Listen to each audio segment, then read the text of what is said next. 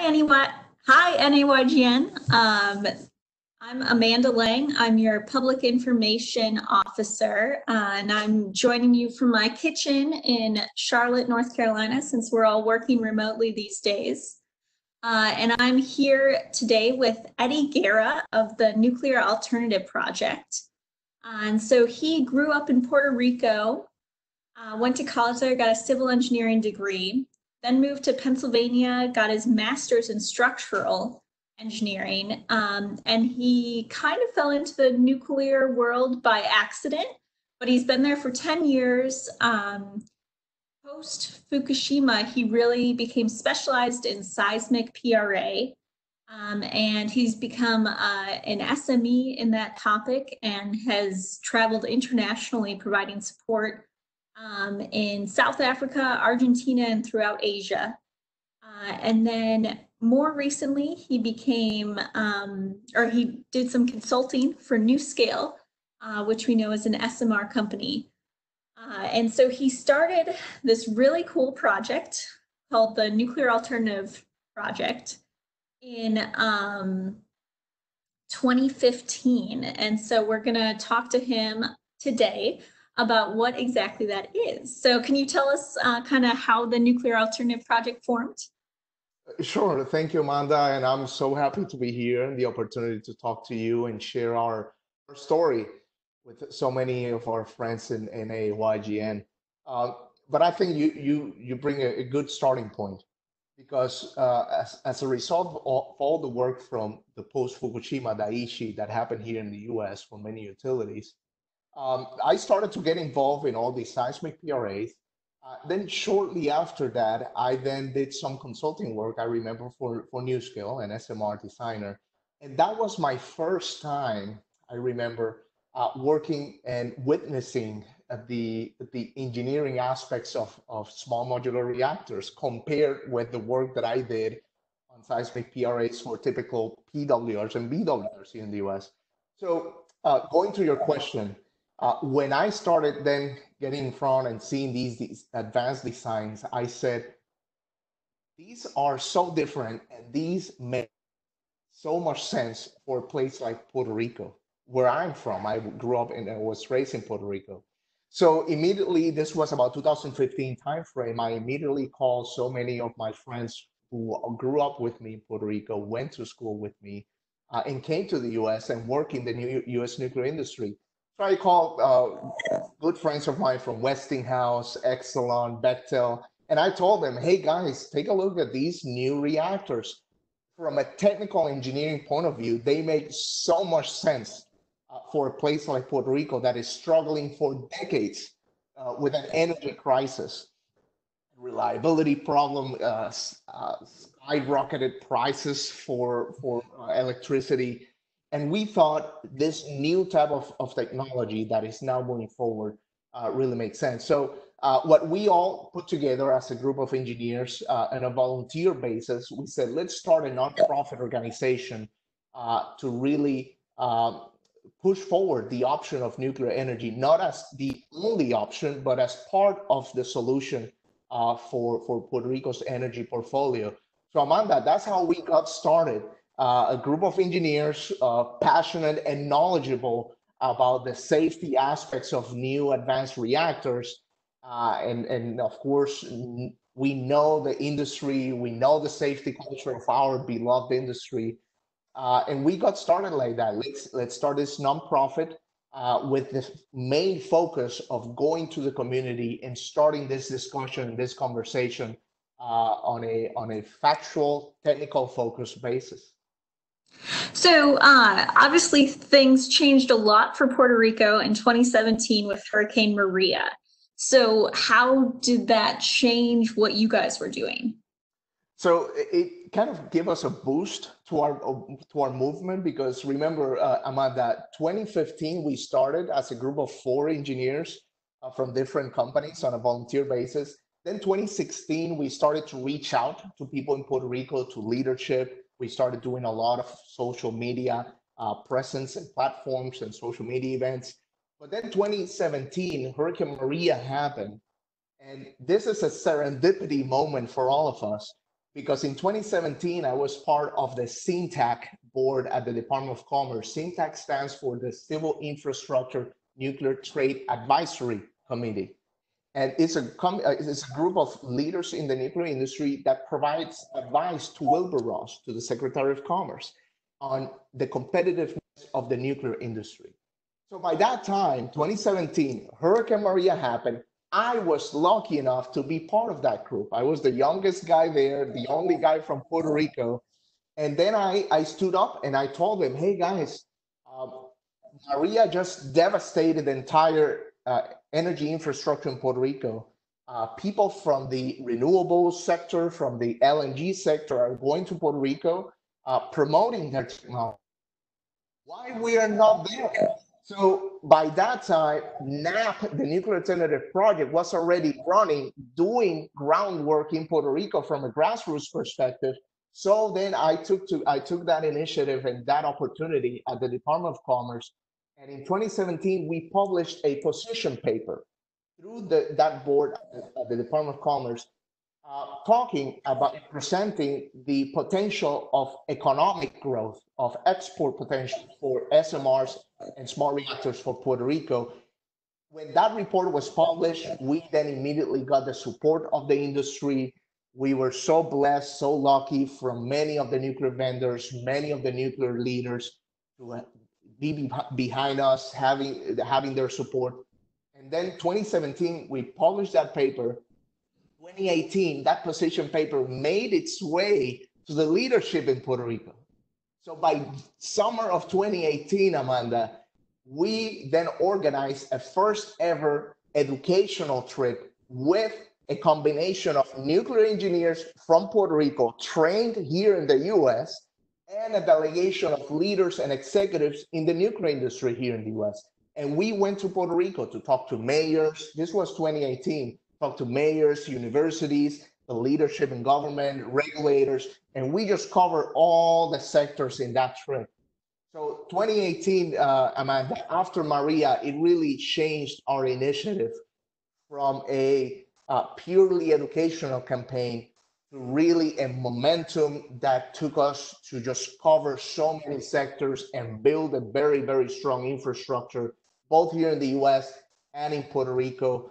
As a matter of fact, as a result of that initial trip and our work in Puerto Rico, the House of Representatives then passed the first ever resolution to openly and officially study the option of small modular reactors and microreactors for Puerto Rico. It was passed by a vote of 36 in favor and 1 vote against. So that 2018, Amanda, I could say that the conversation of nuclear in Puerto Rico took a different spin, and it's now being evaluated as an option for Puerto Rico. That's exciting. And so I think one of the keys, which we don't often think about, but the key of being welcomed into the community in terms of SMR development was really this groundwork you laid before there was a need. That's correct.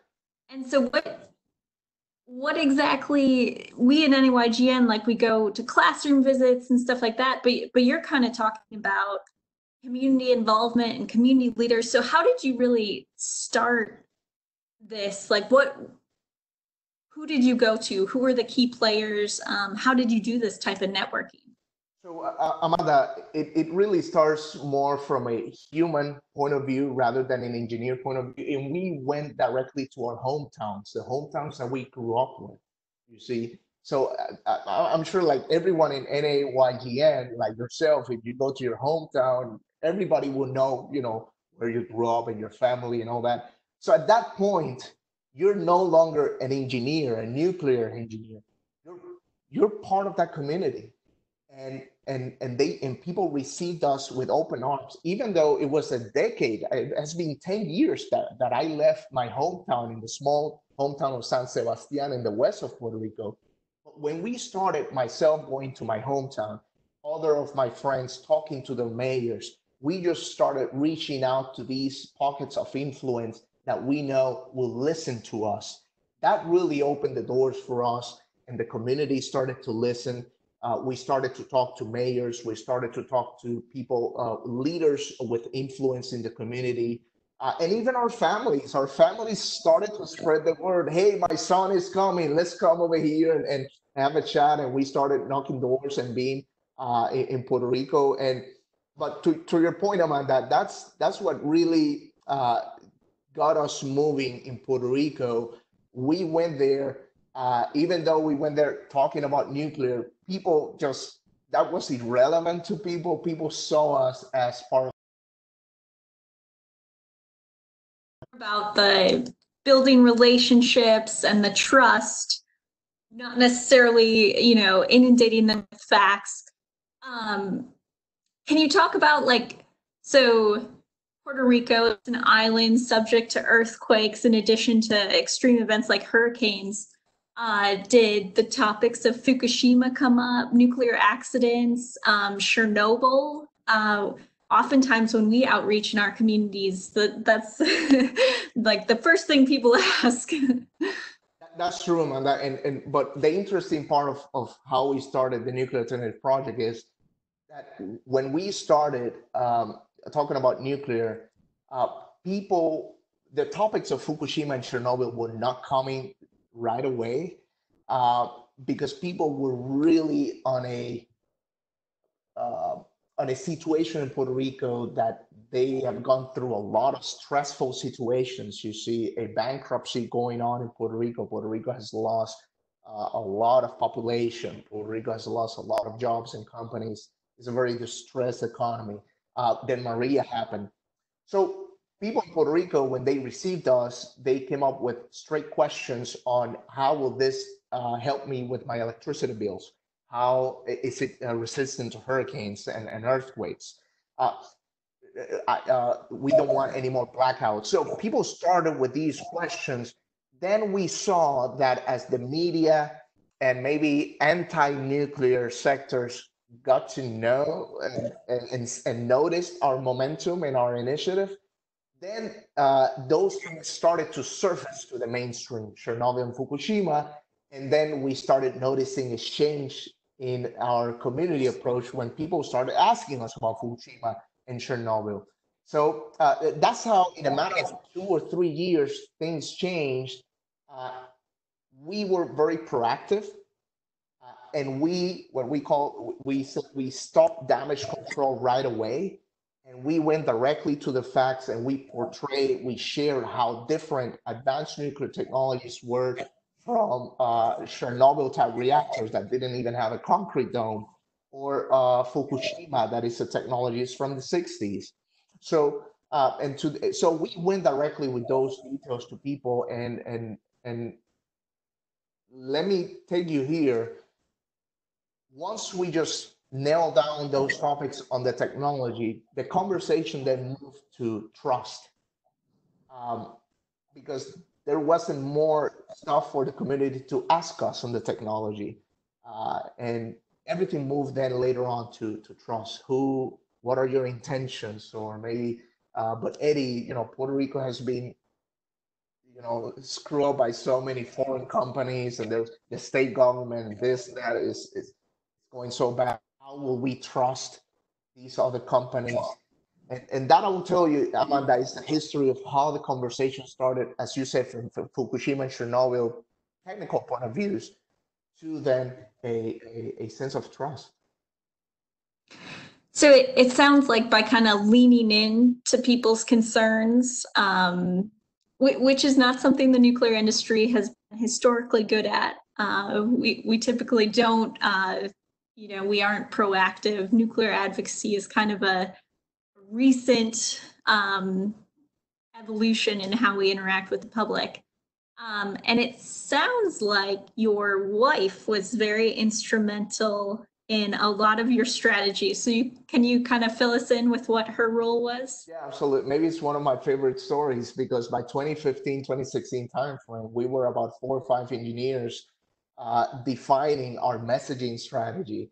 And we, of course, were getting ready to tackle questions on earthquakes, because Puerto Rico is a high seismicity region. Okay?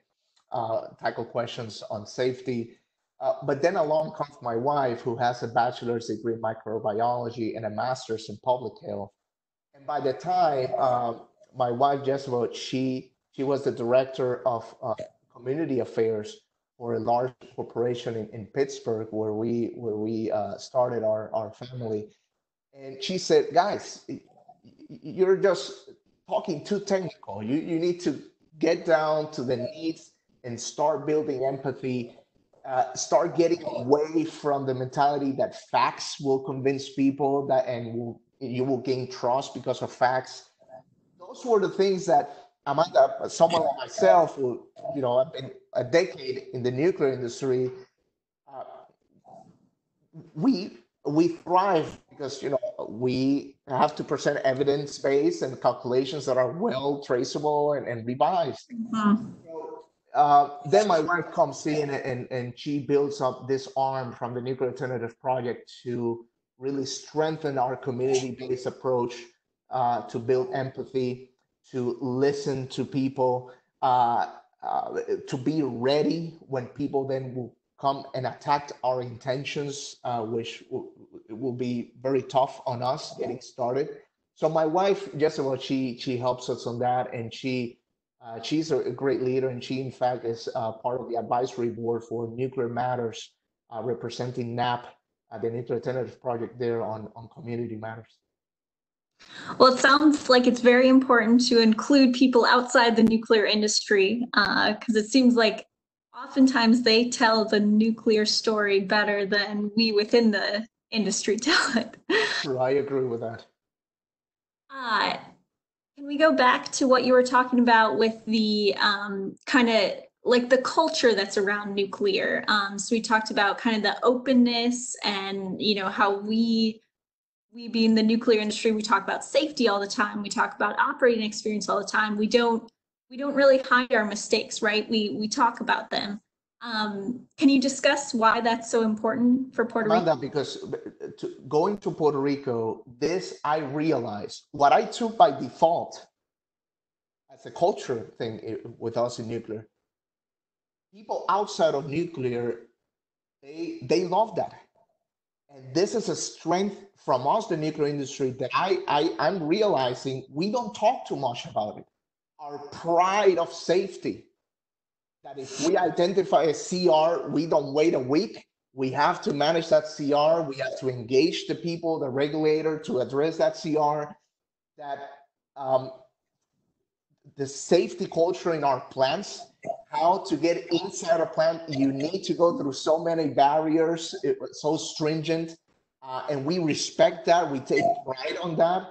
So the questioning attitude, when we are in meetings dealing with challenges, we expect people to be questioning and having a what if mentality. Uh, that is something, a message that I think we need to reinforce, that makes this industry so different from other energy industries. And that's what I meant by safety, and that I think is an asset of the nuclear industry that we should be promoting more and more on how we do business and how we do our work. Thanks, Eddie. So what's next for the Nuclear Alternative Project? What's your goal in a year from now, 5 years from now?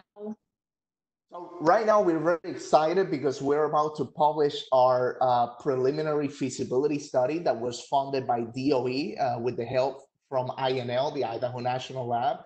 And we finished that study, and we're about to publish it within this month. So immediately after we publish this report, we will then engage in a massive education campaign. So that's why I'm so happy that I'm talking with you here, Amanda, because we need to now bring people and then pass this message and the findings that we found in this report, of so many issues and so many technical aspects in Puerto Rico regarding advanced reactors, that we just answer and we tried to really tackle on this first feasibility study, on what is the public acceptance of nuclear in Puerto Rico? Can the grid in Puerto Rico support it? And what are the near-term plans for Puerto Rico? What is the legal framework in Puerto Rico? So all those technical aspects, Amanda, 2020, we're going to be very busy really engaging and passing the information that we learned. In addition to that, we are also moving now to a second phase feasibility study where we're going to go directly into the safety and economic viability of where in the island we can site advanced reactors, micro reactors, and SMRs, and then we can assess the safety and economic viability now on a more site-specific aspect. So Amanda, 2020 will be a very busy year, 2021 as well. That's what we have right now in place. We have our industry partners, people from NEI, people from ANS, people from many other places and industries are supporting us. You asked me for the long term. We do really want to see a well-informed public in Puerto Rico. We are not advocating that nuclear is the only solution, but really that nuclear has the potential to build economic resiliency in Puerto Rico. In Puerto Rico, we are tired of being in a crisis after crisis mode and being reactive.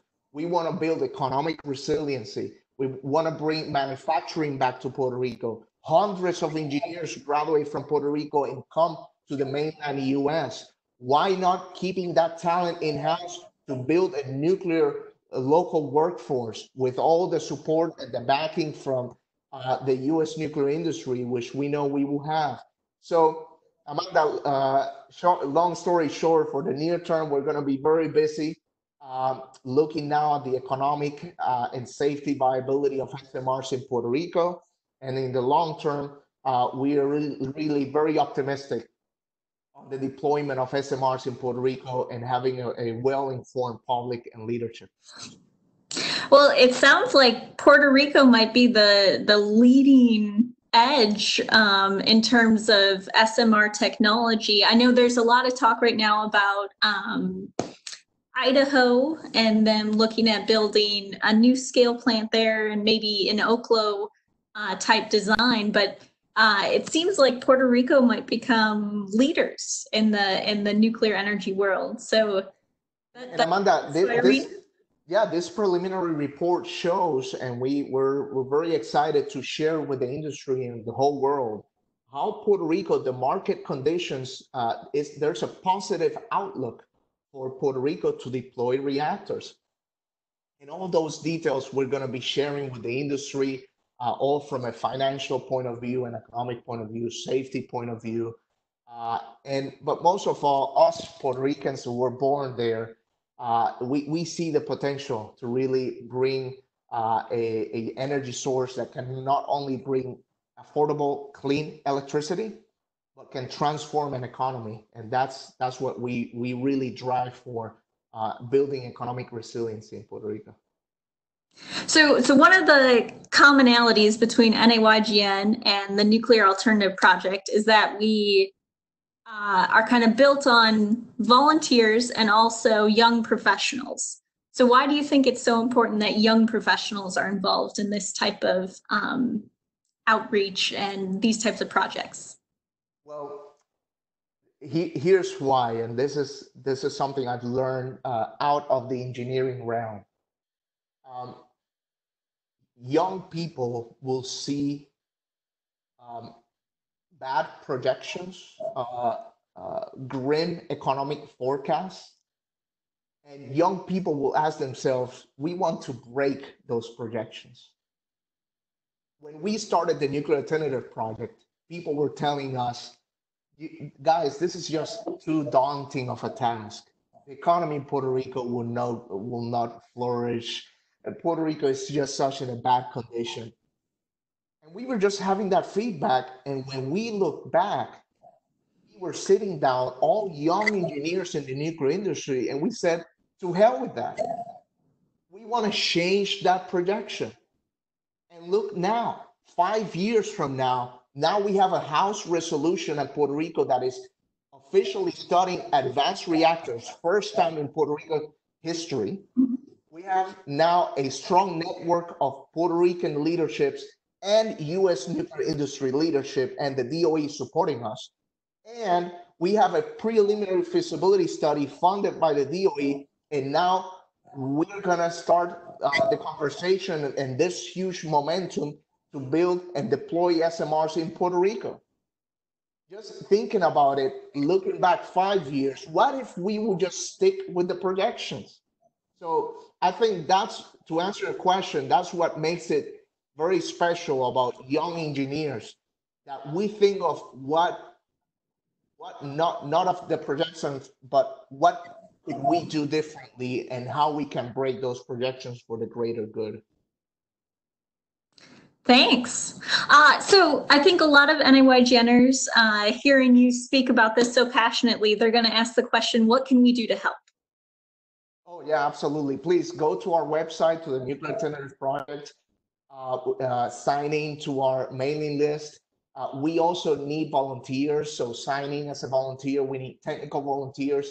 If Amanda, if within NAYGN, if there are Spanish speakers also, we encourage them to come in as well. We need many people who can reach out to our population, help us to reach out to people in Puerto Rico, who can pass our message on the technical aspects of nuclear. We need that help. So please help us volunteering, and we would love to, see a strong collaboration between us. That sounds great. Are there any final thoughts you want to leave us with, or anything I missed?